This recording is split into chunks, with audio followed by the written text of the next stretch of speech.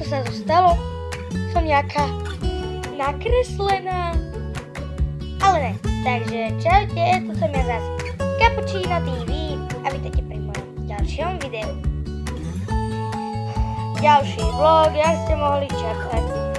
Krátky tiež bude, 2 minútky, lebo sorač, ukážem vám potom aj prostredíčko, takže poďme von, ďalej od domu, chápete prečo?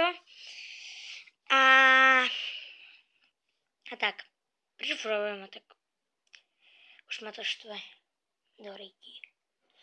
Musím niečo iné vymyslieť. A viete čo, serme na to a poďme sa rozprávať o nejakých veciach, čo ma napadne v mojej gebuli veľkej. A čo keby z bagetu s prošutom?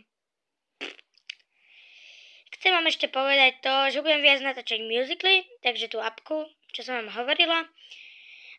A takže budem viac spievať. Ak vás to štve, tak napíšte do komentu.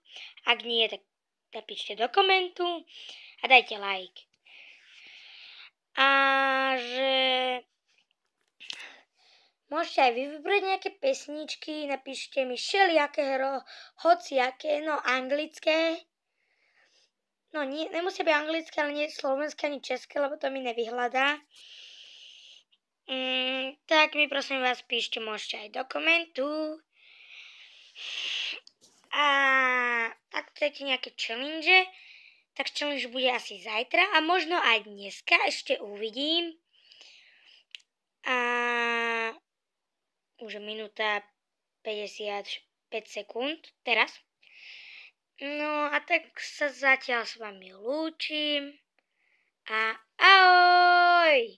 Majte sa ako latte. Čus!